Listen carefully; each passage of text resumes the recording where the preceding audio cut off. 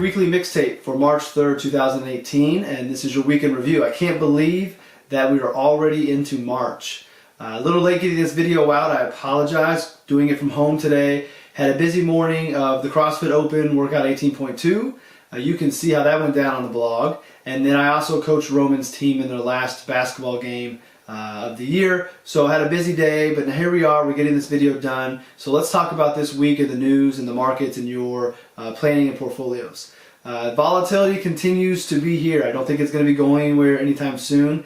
I don't think I'm making a wild prediction there given the way the year started. I know I preach not to worry about short-term market fluctuations, especially as long-term investors. We're not traders, we're investors. But the market's reactions, the market's movements will be topic of conversation. So I feel like we need to address it and just talk about what's going on. So February was the first down month in over a year. I think it was 14 or 15 months in a row of positive markets in the U.S. I lost count, but it was the first month down for a while.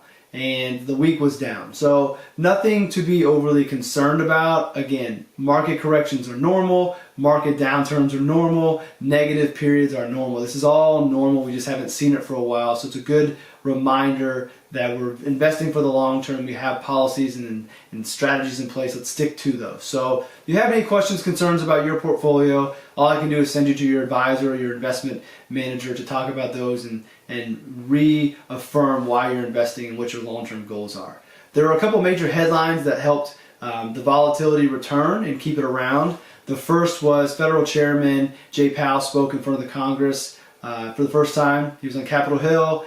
And the first day he was pretty hawkish in his conversation and his points, and that led the market to be a little nervous about maybe more rate hikes than anticipated.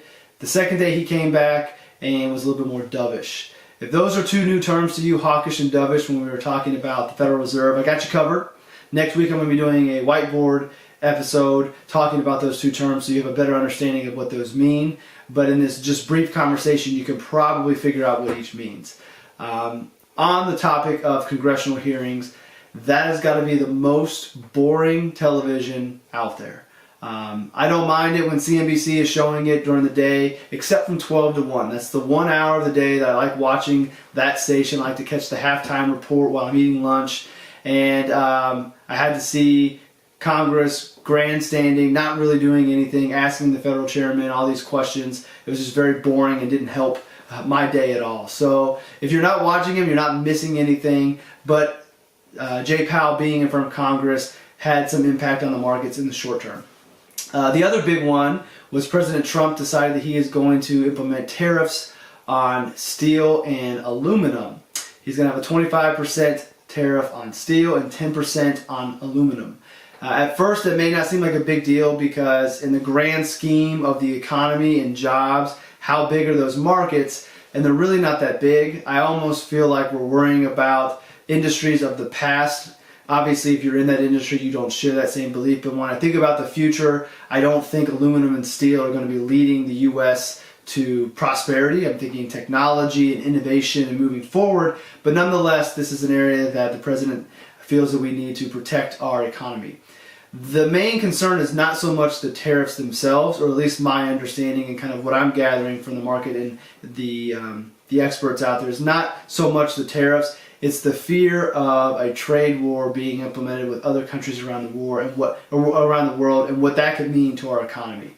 So I don't know if this is going to be going away. I don't think that it is. We'll learn more about these tariffs and when and who they may be imposed on next week. But that was a big one in the markets. It'll be interesting to see how President Trump handles it because he's been using the market as his benchmark and a bragging point, and right now he's not helping that out at all. So we'll see if this leads to a trade war.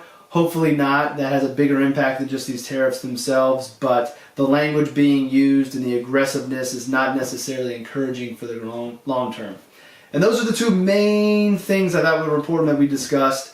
No new music this week, no new movies to talk about, so I get to keep this pretty short.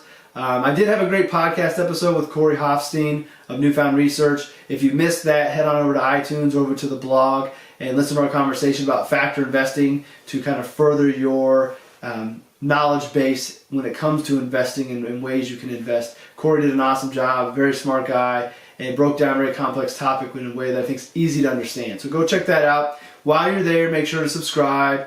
If you think it deserves any reviews, 5 stars are much appreciated. Leave a review and help this to get in front of more people, and share with anybody you think would benefit from listening to the podcast. I have a lot of great guests coming up. Very excited about the conversations I'm going to be having in the coming months.